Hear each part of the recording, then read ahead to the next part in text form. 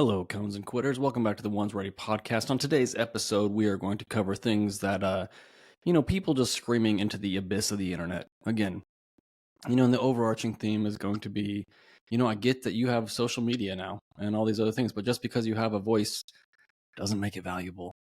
Sometimes you show the most ignorance by speaking up, and that includes me, by the way.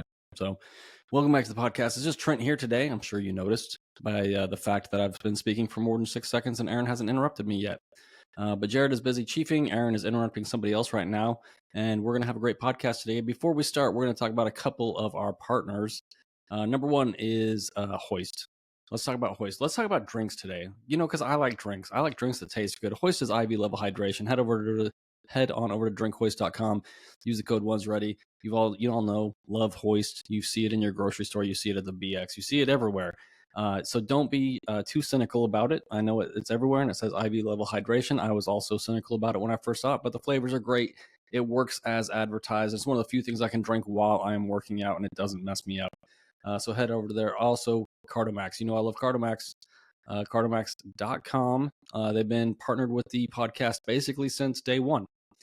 Even through a company change. That's right. They were with another company. Bad things happened. They became CardoMax. We still love them. We still support Sean, and he still supports us. So head over to CardoMax.com. Use the code ONESREADY over there as well. It's and maybe it's going to save you a couple bucks, but also it's going to let them know that you heard about their products on the ONESREADY podcast, and that's super important for us. So subscribe, use the code. Every little bit helps. Keep the lights on and keeps us motivated, really, to keep coming on here and to talk about the things that you want us to talk about, and sometimes things that we want to talk about. Side note, if there is something that you want us to talk about, please let us know. Jared today was actually the one that sent me the link, and he was like, Trent, you should go talk about this.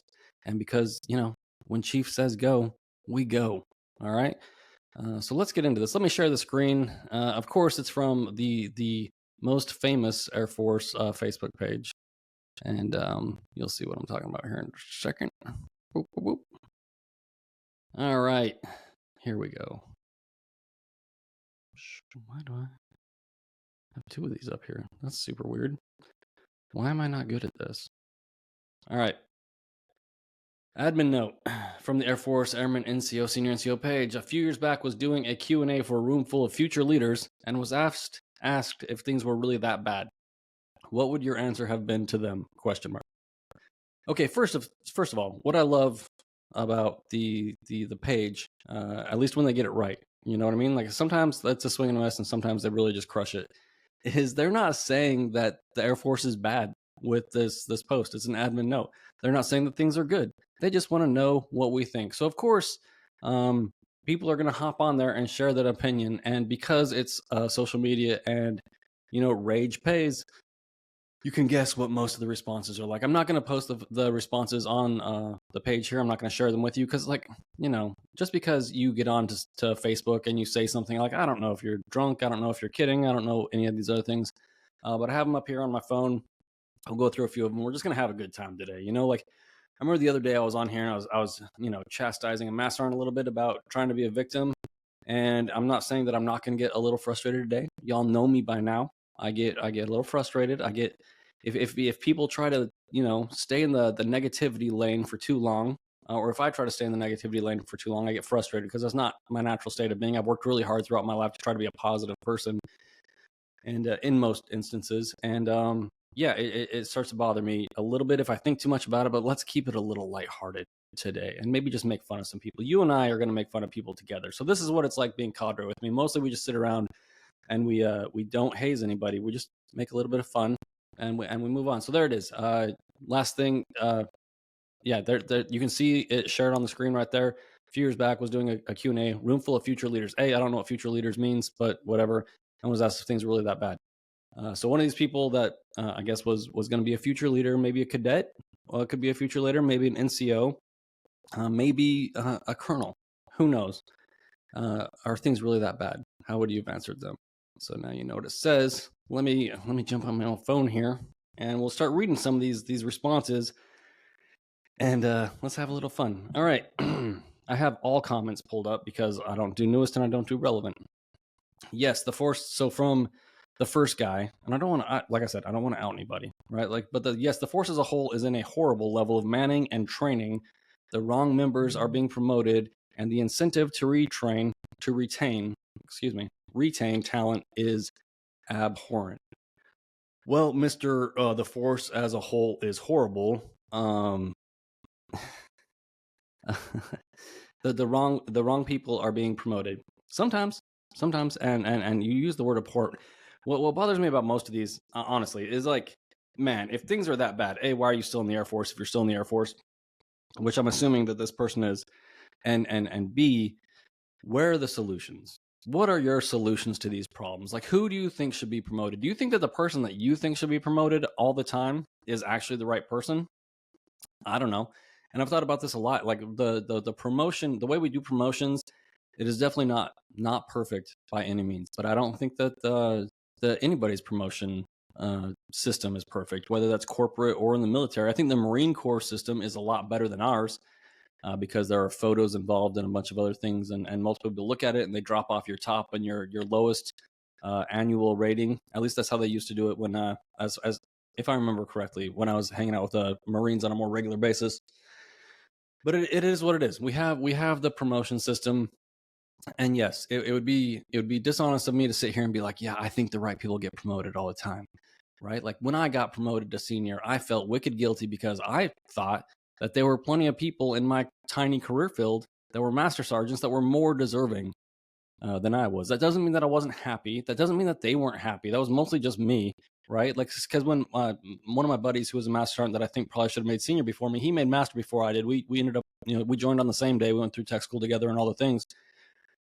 He made master before I did, and I was stoked for him. Like, I wasn't upset that he made master sergeant and I didn't. Like, the only person I had to blame was myself. But obviously, when I make rank, it's a little more easy for me to to woe is me and feel guilty about making rank and it's mostly just because I respect this guy so much and a bunch of the other people that I was testing against. But it's not perfect. But like the whole the incentive to retain talent is abhorrent. Okay, so like how do they fix it? And here's where you're going to run into problems. Is at scale. Not everybody wants the same thing. And I think, and not every solution is going to have the desired outcome, the outcome that you're looking for, right? If we just throw more money at people, are the people that are motivated by money the right people or the wrong people? Like there's the question, right? Like what else do we do? Do we totally overhaul the promotion rates? Well, we can't. Those are controlled by Congress. How many people were allowed in the military and how many ranks and all that other stuff. So like there's only so much you can do. And really what it is if you want to retain people, and this another huge shocker coming your way, the way to retain people is to have better senior NCOs, squadron, group, wing, MAGCOM commanders. That's it. That's how we do it. And I know that this is probably what we're talking about is like the folks at the upper end of the all the tiers, right? The 1% or the 3% of the Air Force, whatever it is. People are not feeling like they're being heard. But like I said, maybe take some time to formulate your ideas, make everything around you better first, and then present solutions instead of just coming on here and complaining. And I know that's probably a boomer take on my part, but I mean, people are sticking around. So like some people stick around, some people don't. And so like I don't know the statistics either. There's no statistics on here. Like the incentives to retain talent is abhorrent. Like which talent are we talking about? Are we talking special warfare? Are we talking pilots? Are we talking any of the other things? Like I think I know how to fix the pilot thing, right? And I've talked about it. And the talent is the talented people a lot of times want to do their job. And if everybody came and enlisted, and then you could end up becoming a warrant officer and then an officer after that. And we got rid of seniors and chiefs and we got rid of lieutenants and probably captains. And we just had a linear line of promotions, but you could promote within warrant officer and just do your job for the remainder of your career. I think more pilots would stay around because you can't tell me that like all these fighter pilots are just dying to stop flying the F-22 and the F-35 and the F-16 and the F-15, which sounds terrible. I mean, it would be awful flying those planes around, right? Like, I don't think I've ever met a fighter pilot that was like, yeah, it's pretty awful, hitting those afterburners and feeling like the fastest man on the planet and being able to do all these crazy things. What they complain about is when they're not able to be in the seat, all the other stuff that they're expected to do because they ranked out of flying. Maybe because being a pilot has nothing to do with getting a bachelor's degree. It should be a warrant officer job. So that's what I think. I think that's a huge part of it. And I think some of these other people talk about it in here too. Maybe the additional duties, maybe all the extra BS needs to go away. Maybe if we were a more mission-focused organization, people would stick around. So yeah, I'm just a little rant on that one. But the next one, let's move on. Let's find something fun from the next person on here. Leadership awareness is twofold. We know there is a problem. And that's number one. Number one, we know there's a problem. Number two, we know what the problem is. All right. Leaders who are just checking career boxes tend to stop at number one. Be the kind of leader that moves beyond number one and explores number two with intent to solve. Man, is it who are we talking about? Who are we talking about with leaders? Are we talking chiefs? Are we talking master sergeants? Are we talking lieutenant colonels and above? Are we talking majors? Are we talking lieutenants and captains? Because this is a pretty blanket statement, you know, just saying leaders. And first of all, I don't really buy into the leader thing. We have managers and supervisors. Like there's no position in the military that makes you a leader. There is not. It means it's a level of responsibility and it's managerial. Like if you are a leader, and I've met fantastic leaders in the Air Force, but that has nothing to do with their rank. Them being able to influence more people, that probably has more to do with their rank and position and those types of things. Like an 06 that is a fantastic leader has a lot more touch points, right? Like they get to speak in front of larger crowds of people, and therefore their amazing leadership probably has a larger impact. But I've also met senior airmen that are fantastic leaders, you know?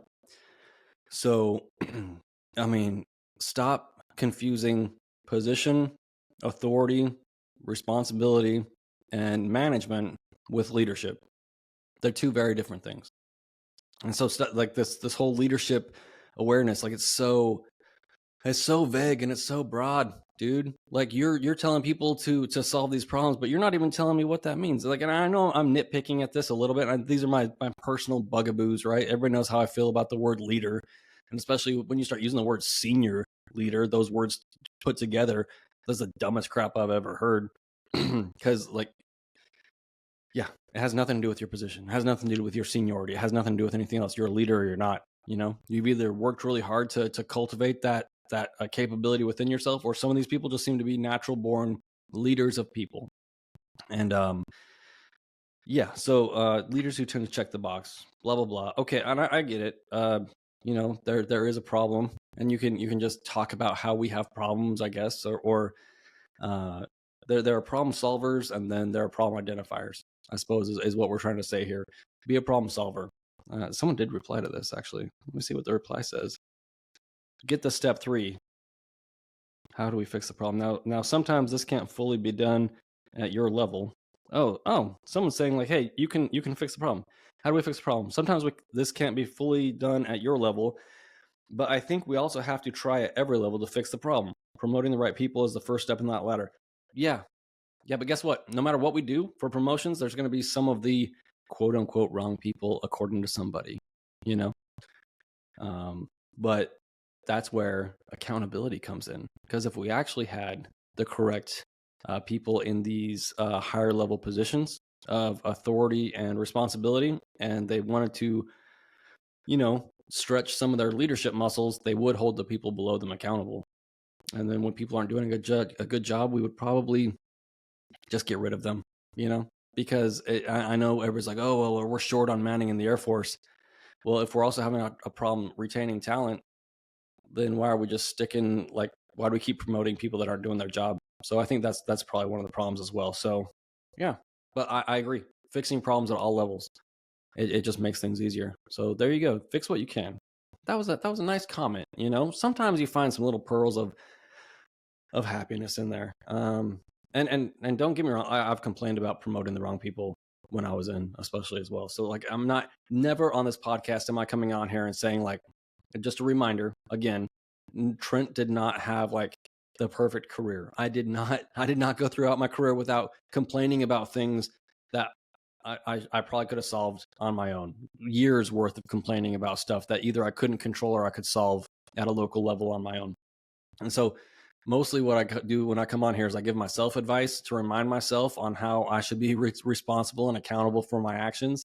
And then also try to like just break down some of the stuff in the Air Force and just talk it out. So maybe when you go into work tomorrow, you can just feel a little bit better about it and you can focus on fixing things instead of just complaining all the time, because it's easy to fall into the complaining rut. And especially as NCOs, right? We're like, this is part of our job. Complaining is part of our job. And there's a lot of goodness in pointing out what's wrong. You know, I didn't like that. Step one, identifying problems is important. But if that's where it stops, like that person said, then I think a lot of us have found ourselves in that place where there's a certain point in your career where you get a little salty and you spend most of your time complaining and less of your time just fixing the stuff around you, because it takes energy to complain. It takes energy to constantly think about the negatives. And if you can't find any positives ever, then you're just going to drain yourself and you're going to drain your teammates. And nobody likes that, not after a while, you know, especially if you're not funny. Man, funny complainers are a different story, and they're absolutely necessary. But if you're just an Eeyore every day, if you're just a rain cloud, bro, like we can only put up with that for so long before it's actually just affecting morale. Or as some people on the internet say, moral. It's morale with an E. There you go. All right, here's the next one, which is always fun. And obviously in this dude's picture, it looks like he's an old dude with a gray beard. And he says, if you have to ask that question, you're out of touch! ! Listen up, old dude. If you're briefing, like let's say that I had a bunch of lieutenant colonels in a room, right? And we're giving a briefing and we're talking about the state of the Air Force. And one of the guys who may have come from a fantastic unit, maybe he had a great career, he only went to great assignments, and maybe he was a pilot, he's been flying, and for some reason he got way more seat time than anybody else, but they finally convinced him to go be a squadron commander, you know, against his best wishes, but he believes in the mission and he wants to lead airmen and he wants to do good things. And of course, because he's such a positive person and a great leader, things don't seem that bad in the organizations that he's a part of, because of a lot of it is just who he is. I can't even spit it out. He just makes things better wherever he goes, and he has a positive attitude. And so just because he doesn't like get sucked down into the dregs of complaints and everything is terrible all the time, he might have a question about it. But this guy wants to be like, if you have to ask that question, you're out of touch. Or maybe not. Maybe things were actually good where that person came from. Old man, you know? I know that you wanted to hop on here in the comments and be like, oh, you're out of touch if you have to ask if things are that bad. First of all, it looks like you've been retired for 20 years. And second of all, geez, dude, like go back to doing whatever you were doing. You really want to hop on here and say that somebody's out of touch? It doesn't mean anything. That's such a worthless comment. It doesn't mean anything. And I get it that Facebook might be like where you go to get some social interaction, but bro, like, are you just trying to connect with the young people? Like, which I get the irony that this whole podcast is basically meant to connect with younger people. All right, moving on to the next one. Let's take a little drink break, huh? You know what I have in here? I have the CardoMax. I have CardoMax in here. Yeah. You can also head over to ONESREADY.com and pick up ONESREADY merch and see everything that we sell with our other partner, Attacklead. If you're getting ready for the pipeline, just throwing it out there. Before I get too like worked up or angry about anything from the freaking graybeard, let's a little break. A little break is nice. So go ahead, get yourself something. Hydrate a little bit, caffeinate a little bit. It's one of those days, unless you're in the pipeline. And then we just recommend probably water. But I think you can drink Hoist in the pipeline. So also that, especially before you go to bed. Get ready for tomorrow. All right. Moving on. All right. The next one is, the answer is yes. All right. I forget the question. I'm just kidding. Are things really that bad?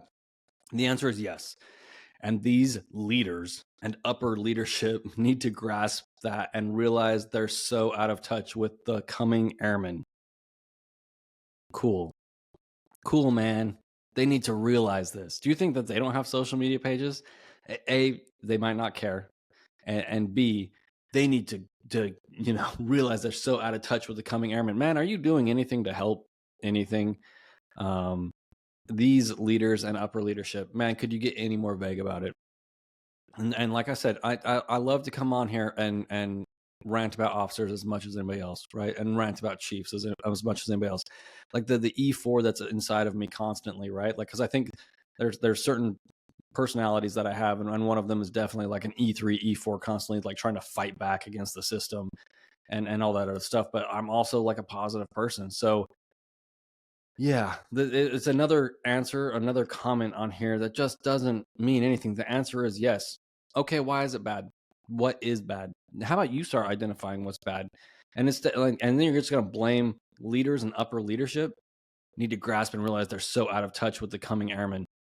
Maybe the airmen are out of touch with the Air Force mission. All right.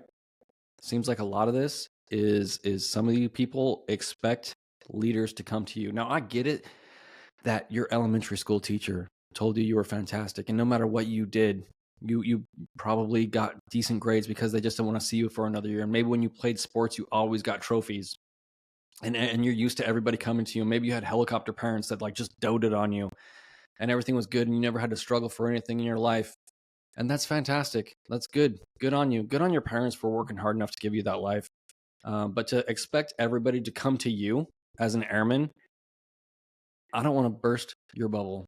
But I know that there's a lot of airmen, and I know that they're like the workers of the Air Force. But you're still an airman.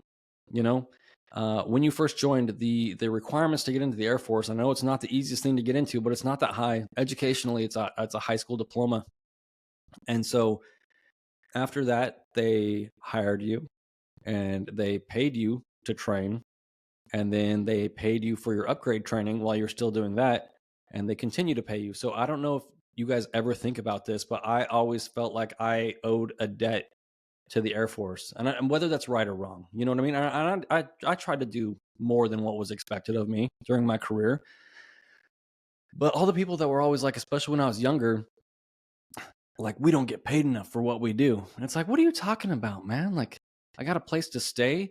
I got a little change in my pocket. And I get that the economy has changed. All right. And we've been through some ups and downs. Like, it's not like 2008 was fantastic, but now it's pretty wicked bad. But when I was younger, like, I was never starving to death. It's not like I had tons of money coming out of my ears or anything. But as a high school graduate, to get the kind of training that I got and to have the opportunities presented to me to make more money or to do the things that I wanted to do during my career, and all I had to do was work a few years before I had those opportunities to retrain or any of those other things that I wanted to do. It just didn't seem like it was that bad of a deal. Like, right, like, and we want to complain about the military health system and all these other things, and I get it. Nothing is perfect, but man, it wasn't that bad. And so to expect people to come down to you as an airman, like, I know when you're younger, it seems like you know things. It seems like, and you have the ground truth, but that's what it is. It's the ground truth. It's not the only truth of the organization. And I'm not saying that the Air Force should be as bureaucratic as it is. I'm not saying there should be as many levels of management as there are. I'm not a huge fan of like the huge civilian mafia that gets in the way of all kinds of stuff wherever you go in the Air Force and try to get things done. And there are also fantastic civilians, don't get me wrong, but everybody knows what I'm talking about. But man, as an airman, you just don't see all those things, you know? And some of these things, they take up a lot of your time and they have to get done in order to, you know, accomplish the mission sometimes. And so I get it that you see the ground truth and you're kind of like the end of a whole bunch of decisions that roll down the hill before they get to you. But it doesn't mean that you have the most informed opinion in the world, because you're still a new employee. And if you're a new employee, you probably don't know everything about the company. You know, if I went to work at Walmart tomorrow, I could walk in there and my second week, I could start complaining about the Walton family, about how corrupt and stupid they are and how they don't understand this new generation of veterans coming to work for them and how they should pay me more and do more for me. And they need to understand me so they can pay me more because of all my experience, even though I haven't really given anything to the company yet. I could do that, but it wouldn't get me anywhere because I'm a new employee. All right. Hopefully that only makes a few people mad. This one I like. and this guy's first name is Caleb. And I'm going to say your name because I like this. My answer would be, if a form is listed as a non-mandatory, why is it mandatory for me to fill out? That's my answer. LOL. That is kind of funny. And that's probably just like his chain of command or whatever thing where he has to fill out a mandatory form. I don't know exactly what he's talking about, but nothing in my career was more frustrating than certain things like this. Like, as an example, right? Like, oh, like this is you look at something and it's like, it's not mandatory, and someone's like, well, you have to do it. And it's like, well, it's very confusing. And I spent a lot of time not doing the things that weren't absolutely mandatory. You know, I was not an easy person to supervise. If you expected me to wholeheartedly jump into all the things that didn't lead to mission accomplishment, it doesn't mean that I didn't try hard. You know, like when I jumped into the culture of the Air Force early on, both feet in the deep end. I totally jumped into the culture of the Air Force, working hard, you know, maintaining my fitness and my uniform and going to school. There were a few bumps along the way, but for the most part, I was pretty bought in, you know. And then that discipline led me to where I ended up at. But dude, there's always something, man. There's always something stupid. There's always people that are saying that things are mandatory when they're not. They're absolutely not. There's people that misquote regs. There are things that, like, you know, if you repeat a lie enough times, it becomes the truth. I don't know how many things are like that in the Air Force. For a long time, it was, as an example, the airborne wings from static line. I don't know how many bets I had with people that they would say, well, the AFI says that airborne wings are aeronautical wings and you have to wear them. And I'm mad. And here's a thing about me. I don't like to sew on stuff until I'm ready to sew it on my uniform if it doesn't matter. And I actually read the reg, and that's not what it says. It says, if worn, they will take precedence over like your AFSC badge as if they were aeronautical wings, but they are not mandatory. At least they weren't at the time when I got my airborne wings. But everybody thinks that they're mandatory because every chief and everybody, you know, like all the seniors and all the mass sergeants, somebody starts saying that it's mandatory to wear your airborne wings if you have them. And it just became this like cultural truth amongst a whole bunch of people, and it just wasn't true. And that's just an example of one thing that became a big deal, at least for my career. Not what wasn't a big deal, but you know what I mean? Like one of those things that absolutely was not true, in black and white was not true, and all you had to do was read the reg, and that so many people thought was true. And you'll run into that a lot. And it can be frustrating, but you just got to have a sense of humor about it. Got to be confident about it. You got to take the time to sometimes read some regs and figure out where your left and rights are, and then do what you want to do sometimes. And maybe take a few chances. And if you don't get caught and no one holds you accountable, then they're not real rules. That's my opinion. All right. There's another one on here. Are things really that bad is the question. Yes. Okay. And based on there's a maintainer page, I guess, that commented that. And I'm not going to pretend that I would enjoy having a maintainer job. So maybe it is. Maintainers, it's probably always like that for you, to be perfectly honest. And some of my favorite people that I've ever met have come from the maintenance world, and they are so salty and so inappropriate, but hard workers and really they're just like a different breed, you know. So like I honestly, this is not sarcasm. I have nothing but love in my heart for maintainers because I've met some fantastic maintainers. All right, here's the next one. I would have answered yes, and then would try as hard as I could to try not to roll my eyes while they explained how wrong I was. Okay. And after you got done rolling your eyes, are you going to bring them examples?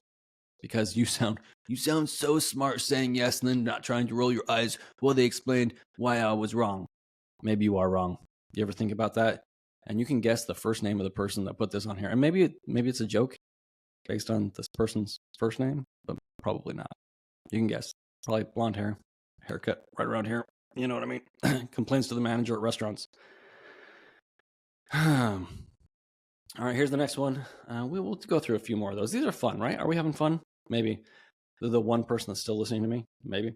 It's only bad if you are not pressuring to make the Air Force better. People that think it is bad just need, without an S, to be the change. But what do I know? I'm just a top fan. I always got to call out yourself as a top fan. So there you go. You're probably right. You're a top fan. You're right. There you go. For the next one, well, our new Secretary of Defense has a good look. Man, I'm not a tattoo guy, and I'm not going to be the guy running with the flag, but the guy that they put up as a SecDef, man, if he wants to stay in shape, if he wants to get his tattoos from his time in the military, even though he was in the Guard, which is probably why he's so motivated and probably happy all the time, which is super annoying.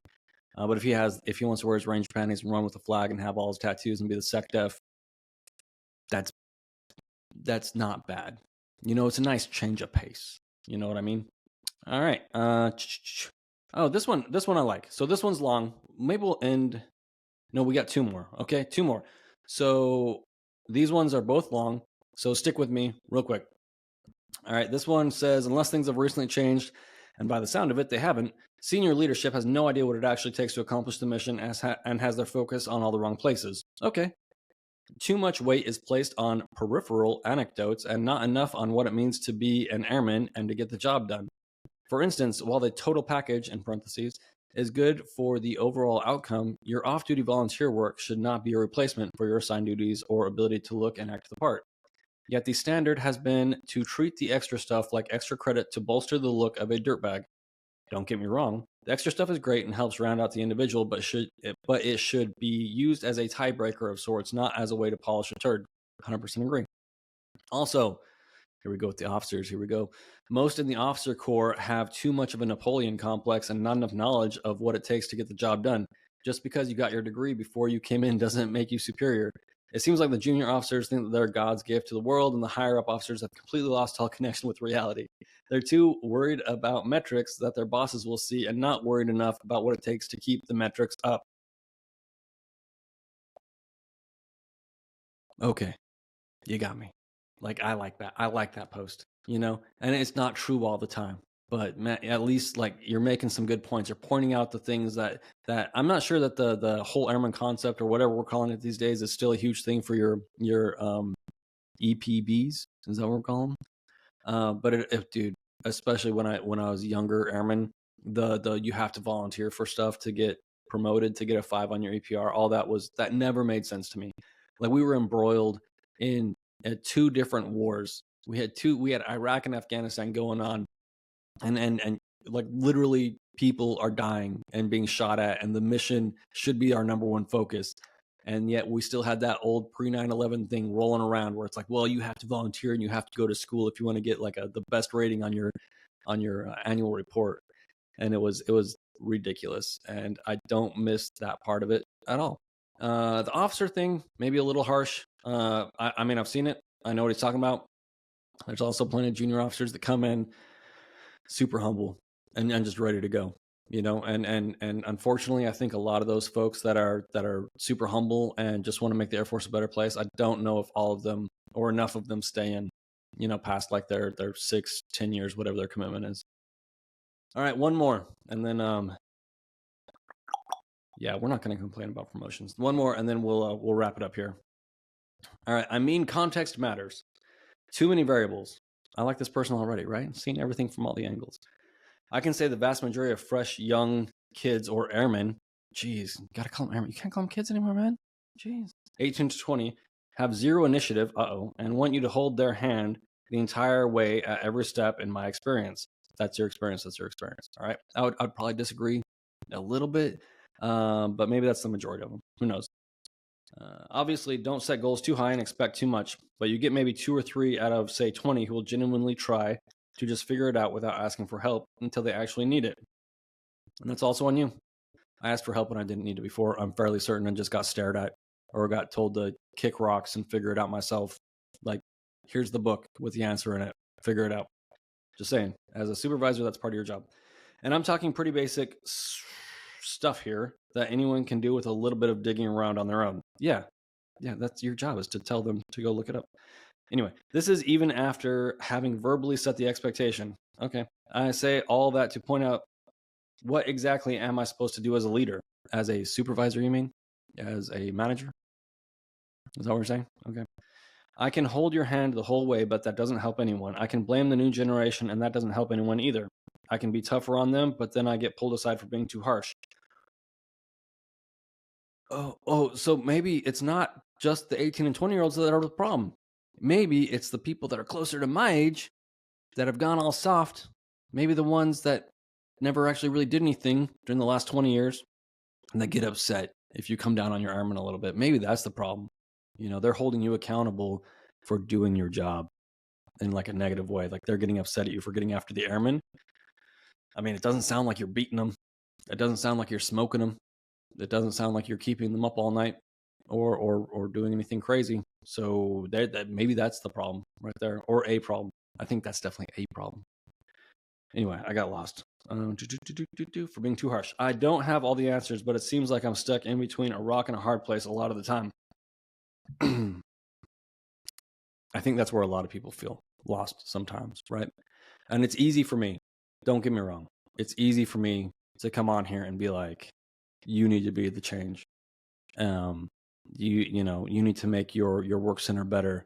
You need to be the one to do your best to make everything better. But I can't come on here and say that I've never been in a situation that's been beyond frustrating. I can't say that there aren't, senior NCOs or officers that aren't going to get upset at you if you try to treat airmen like they're in the military, and that's super frustrating.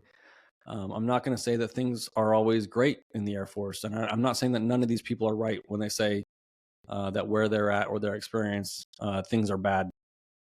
But I am saying that we get to wake up every day and choose our attitude. I am saying that even if you're stuck in one of those situations where the people, in the chain of command above you are actively trying to keep you from doing your job, I get it that it's frustrating, but you have a couple options. You can wait until you PCS or until they PCS, or you can call their bluff and you can keep doing what you're doing. What are they going to do? Are they going to write you up for holding the airmen accountable? Are they going to write you up for forcing the airmen to do a little self-education? Are they going to do that? Because then you know what to do. Then you have social media. If you're doing the right thing, if you're legitimately doing the right thing, that's when you can bring your gripes. Like, that's what I want to see. That's what I want to see. I want to see people that are holding their airmen accountable. I want to see people trying their hardest. And when you do run into those legitimate roadblocks, if someone tries to write you paperwork, if someone tries to get you in actual trouble for doing the right thing, that's what we want to hear about. That's what we should be focusing on, and then getting after those people and highlighting them online, assuming that everything was legit. Like, look at, Terminal CWO. He's doing great things over there, highlighting things that are going wrong, especially in the Army, because that's where he came from. Like, we can complain all day long about how bad things are systemically, manpower wise, all these other things, how morale is, how out of touch our leaders are. That was my air quotes, by the way, leaders. But how about we just try to do the right thing, and we need to call their bluff sometimes. And then as a supervisor, and maybe I didn't do this enough as like a staff sergeant, but I remember as a tech sergeant, like they were just, no, I was a staff sergeant. Yeah. You find a place where you just have to become comfortable being a supervisor, being that buffer between the people doing the hard work. And if you have people above you that play stupid games and want to get after you about stupid things, like, you got to be the buffer. Like, you can't be a careerist if you want to do the right thing all the time, and sometimes it works out. Sometimes you can do the right thing and you can make a career out of it. And sometimes it's not going to work out. And I get it that there's risk involved in that. But I think focusing on doing the right thing, highlighting the good things, and then trying to hold people accountable either through official Air Force means or use the internet for a real positive purpose, to point out specific instances where accountability is not happening, specific instances where you are being told to not do your job correctly, specific instances where you are being told that, you need to be nicer or gentler with the younger airmen. None of us, at least for me, it wouldn't have worked for me. Like, I needed one of the best things about the military, and I know we're in the Air Force, and maybe my Air Force experience was different than yours, but I needed that kick in the face, metaphorically speaking, when I walked in the door. I needed the harsh reality of life and death situations to make me who I am, to get me to focus on my job, and to turn me into a half decent human throughout my career. And I know that's not everybody, but that was me. So I would say for everybody out there, are things really that bad? Maybe. And if they are, get to work and stop worrying about the things that you can't do and start worrying about the things that you can do. And once again, I get it that it's easy for me sitting behind this microphone talking to a screen to say that. But I believe in you. I wouldn't be doing this podcast if I didn't think that the Air Force had the people in it worth saving. I wouldn't be saying this stuff if I didn't think that the Air Force had the people that could accomplish anything that they put their minds to. And I truly believe that. So anyway, we'll catch y'all later. I appreciate you listening to my rant, and get out there, do the right thing, and we'll see you next time. Appreciate it. Bye.